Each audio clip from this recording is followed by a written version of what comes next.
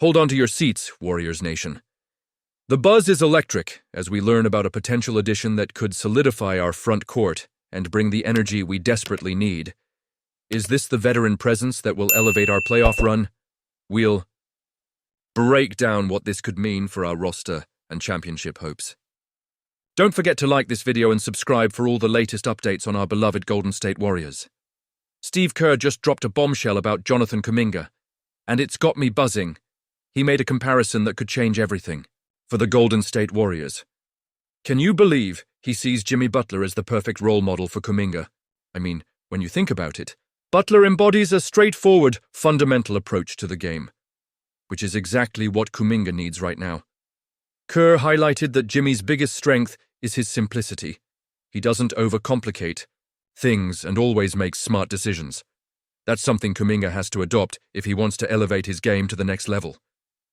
But here's where it gets even juicier.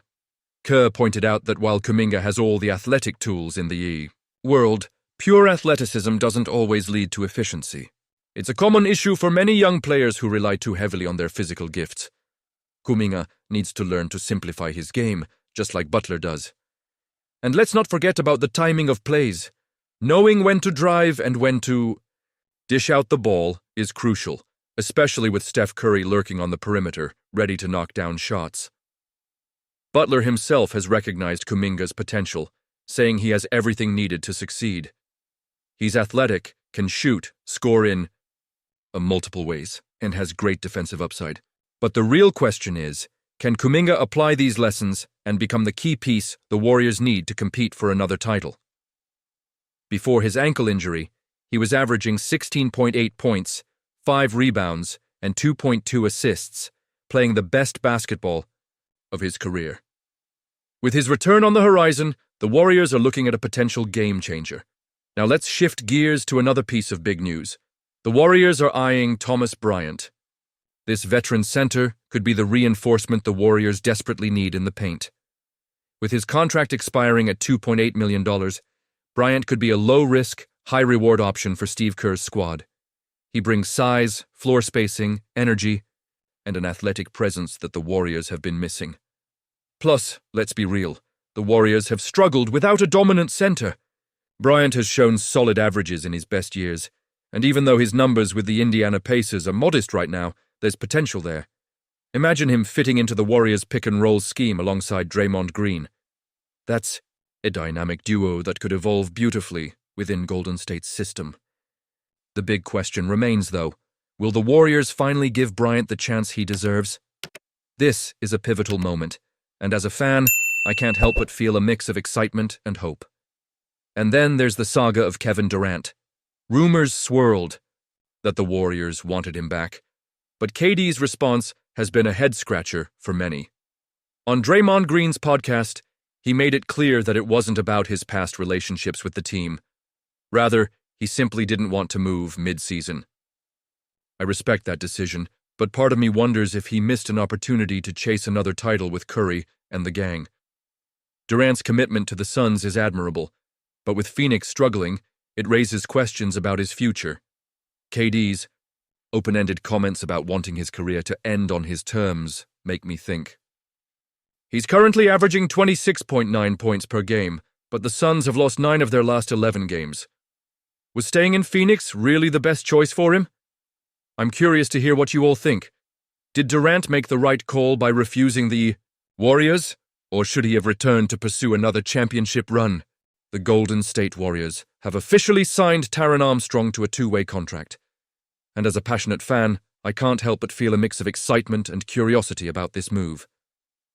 Armstrong, an Australian point guard, has just wrapped up his second season in the NBL with the Cairns Taipans, and let me tell you, he's a player to watch. Andrew Bogut, our former big man and 2015 NBA champion, had some insightful comments about him on the Rogue Bogues podcast. He mentioned that Armstrong is a fighter, aggressive on the court, and excellent at finishing plays while getting to the free throw line. Those qualities are exactly what we need as we look to enhance our roster. Now, let's talk about his shooting. Armstrong has seen significant improvement over his time in the NBL, going from a lackluster 26% from three-point range in his first season to a much more respectable 35% on over 5 attempts per game in his second. That's a promising sign for a young guard trying to find his rhythm. It's crucial for any point guard in today's game to be able to stretch the floor and keep defenses honest, and Armstrong seems to be trending in the right direction. Do you think this was the best decision? Honestly, I'm torn. While I love the potential here, I also recognize the risk that comes with young, unproven talent. Armstrong's numbers this past season are noteworthy too, averaging 17.1 points, 4.6 rebounds, and 4.7 assists.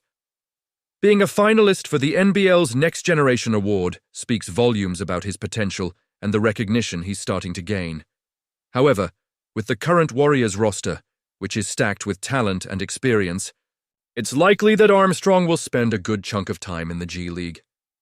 This might be necessary for his development, but it also means we won't see immediate impact on the main squad.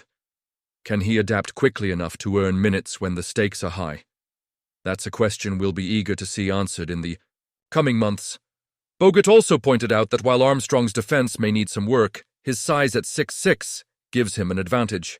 He'll have the opportunity to develop that side of his game and hopefully become a well-rounded player for us.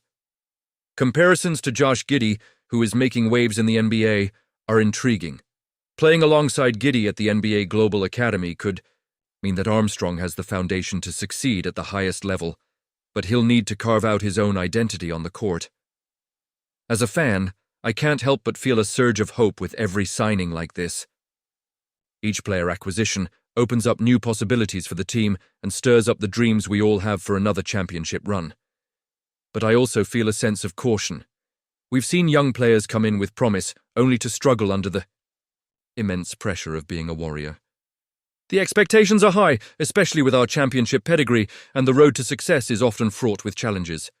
So what does this mean for our current roster?